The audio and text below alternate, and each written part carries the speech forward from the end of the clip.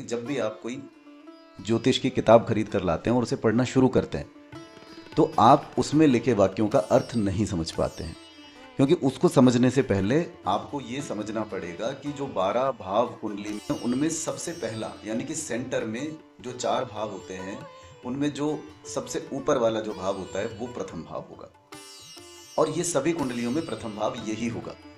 इसके बाद anti clockwise हम 2, 3, 4, 5 और इस तरह से 12 संख्या डिसाइडेड होती है।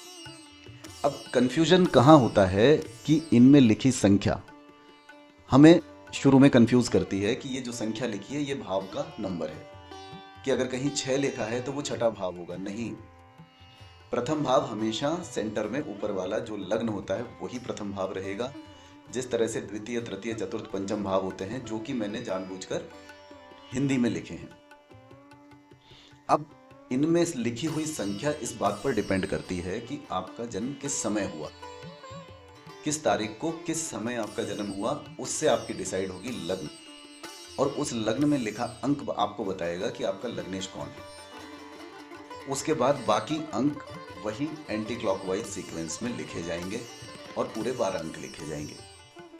अब इस उदाहरण में आप देखिए कि लग्न यानी कि प्रथम भाव में लिखा है अंक 6।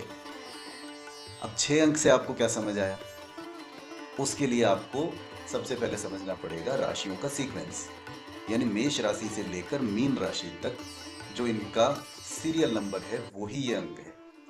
जैसे कि 1 अंक यानी कि मेष राशि, 2 अंक यानी कि वृष, 3 यानी मिथुन, 4 यानी कर्क, 5 यानी सिंह, ऐसे कन्या, तुला, वृश्चिक, धनु, मकर, कुंभ और मीन। तो ये इनकी संख्याएं हो गई। अब हर एक राशि को एक उसका राशिपति, राशि का स्वामी एलोकेटेड है। जैसे कि मेष राशि का मंगल स्वामी हुआ, और मंगल एक नहीं 2 राशियों के स्वामी होते हैं, कई ग्रह 2 राशियों के स्वामी होते हैं। जैसे कि मंगल मेष के साथ वृश्चिक का भी स्वामी है, तो 1 और 8 का स्वामी हुआ मंगल।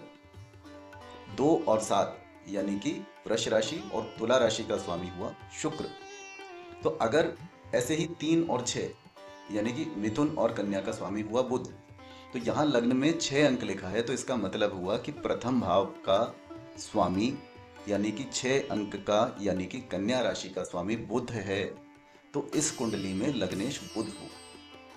प्रथम, द्वितीय, तृतीय भाव फिक्स्ड हैं, लेकिन उनमें लिखी राशियां फिक्स्ड नहीं है, वो सबकी अलग अलग होती। तो ये सबसे इम्पॉर्टेंट चीज़ है ज्योतिष को सीखना। अगर आप चाह रहे हैं, शुरुआत कर रहे हैं, तो आपको सबसे पहले कौन से भाव होते हैं, उसके बाद आपको समझना पड़ेगा कौन कौन सी राशियां वहां लिखी हुई हैं और किस भाव का स्वामी कौन सा ग्रह कहलाएगा। ये अगर आपने समझ लिया तो मैं आगे आपको बाकी चीज़ें बहुत आसानी से बता सकता हूँ।